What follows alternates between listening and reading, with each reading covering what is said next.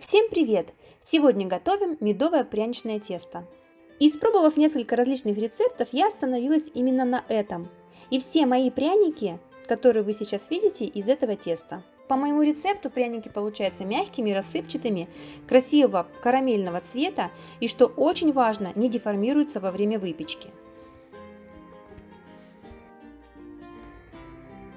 Для теста нам понадобится сахар, мука, яйцо, мед и сода, сливочное масло и специи, имбирь, корица и гвоздика. Все пропорции я оставлю в описании под видео. Муку я использую трех видов. 50% всего объема у меня занимает пшеничная мука высшего сорта и по 25% полбяной и овсяной муки. В принципе, вы можете приготовить пряники только на одной пшеничной муке. Итак, вначале в большой кастрюле объемом 5 литров смешиваем мед, сахар и специи.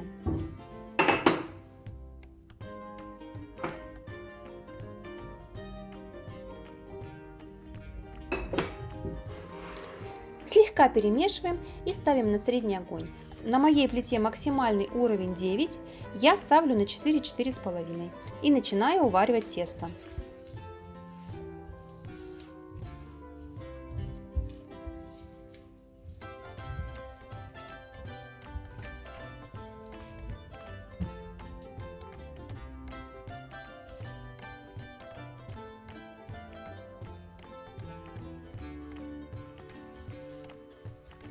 Как только увидели, что сахар растворился и наша смесь начинает кипеть, добавляем соду.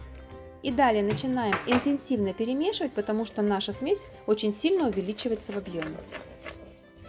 Вы заметите, что постепенно масса начинает у нас темнеть, поэтому готовность можно здесь определить по цвету. Чем темнее вы хотите получить пряники на выходе, тем дольше у вас длится этот этап перемешивания. Я обычно перемешиваю в течение 2 минут и довожу до такого цвета, знаете, как цвет молочного шоколада. И пока перемешиваю, скажу, что обязательно берите посуду большого объема. Вот я всегда беру кастрюлю 5 литров на такие пропорции теста. Потому как при прохождении реакции масса очень сильно увеличивается в объеме. И может случиться, что вы не успеете перемешать, и она выльется из кастрюли. Поначалу тоже делала и 2, и 3 нормы, и в этой же кастрюле не брала другую. И бывали такие случаи, что кое-что все-таки из кастрюли выливалось. Поэтому обязательно берите большой объем.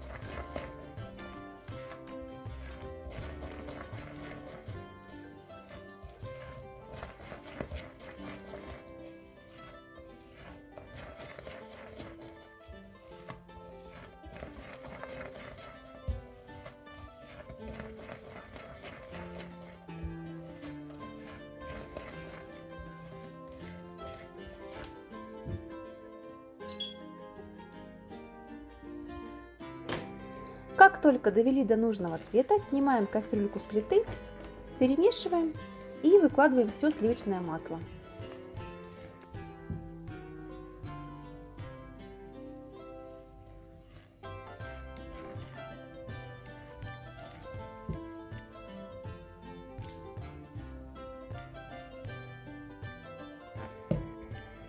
Ждем его полного растворения, и если есть термометр, лучше измерять температуру. Нам она нужна в районе 50-55 градусов, чтобы положить яйцо.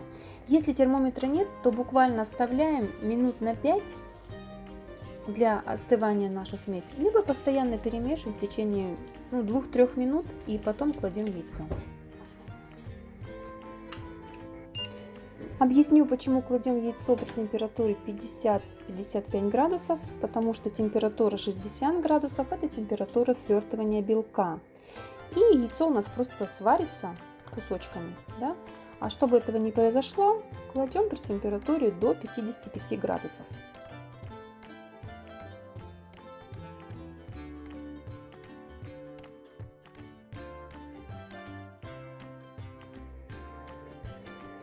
Кладем яичко, очень хорошо все перемешиваем и замечаем, что наша масса стала очень-очень темного цвета. Не пугаемся, это не страшно, так и должно быть. Продолжаем делать тесто.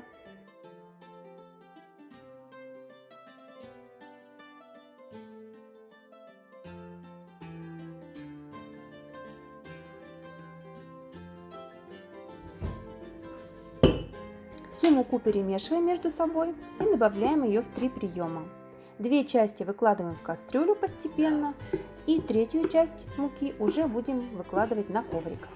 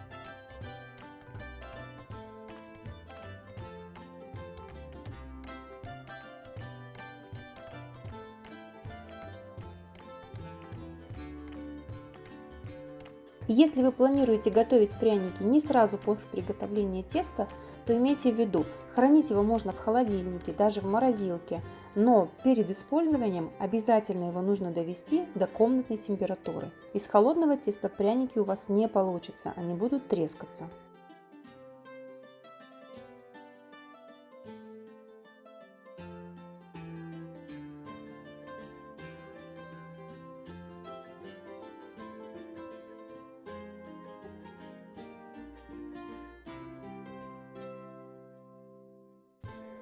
Очень важно тесто замешивать теплое, то есть готовим его сразу и не ждем. Если тесто замешивать уже холодное, то оно будет очень жесткое, всю муку вы точно не вмешаете. У меня осталось небольшое количество муки, на мой взгляд ее уже достаточно в тесте. Тесто, смотрите, получилось какое. Оно вроде как бы и не сильно мягкое, но опять же не сильно жесткое, такое средней консистенции. После замеса теста ему необходимо отдохнуть в течение часа при комнатной температуре. И вот теперь, когда оно немного остыло, мы будем из него выпекать пряники. Сегодня мне нужны пряники для детского мастер-класса, варежка, елочка, снеговичок, а также пряники для новогодних наборов. Раскатываю я тесто с использованием пакета или пленки. Сейчас покажу без использования. Посмотрите, какие трещинки у нас образуются. Они образовались вследствие того, что мы используем муку грубого помола. Теперь посмотрите, как раскатывается тесто через пакет.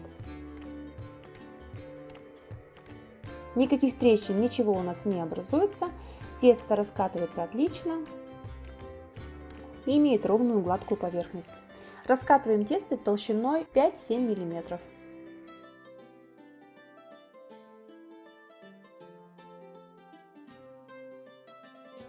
Теперь с помощью формочек вырезаем наши пряники.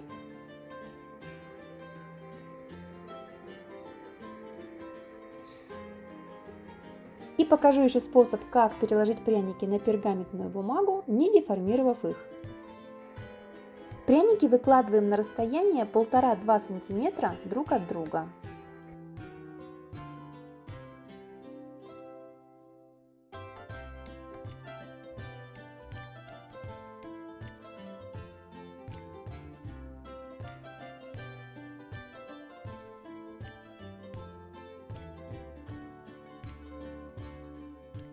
Все прекрасно, когда есть у нас нужные формочки для пряников, но бывает такое, что нужных формочек просто нет или нет того размера. В этом случае рисуем на бумаге или печатаем на принтере нужную форму пряника, вырезаем и, прикладывая наш трафарет к тесту, вырезаем пряник с помощью стейки для пластилина. Если планируете использовать трафарет несколько раз, то предварительно оклейте его скотчем, потому что он со временем будет очень сильно прилипать к тесту.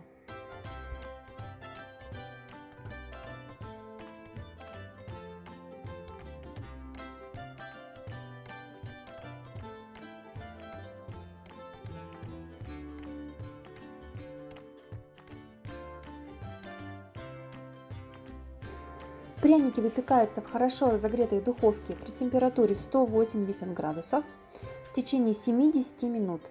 В течение этого времени пряники слегка увеличатся в объеме и начнут немножко подрумяниваться. Как только вы увидите, что они слегка подрумянились, они готовы.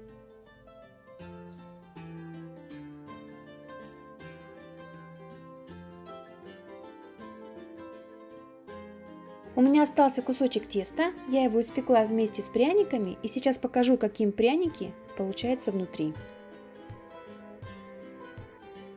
Он мягкий, со слегка пористой консистенцией. А теперь поделюсь с вами секретом подготовки пряника к росписи. Расписывать пряник намного удобнее, когда его поверхность ровная. Для этого пряник после выпечки, когда он еще горячий, необходимо слегка прижать ровной досочкой, чтобы его поверхность выровнялась. Вот эти пряники, расписанные ребятами на мастер-классе, и подарочные наборы на Новый год, сделанные мной. Жду ваших вопросов и комментариев. До встречи в следующих видео. Всем пока!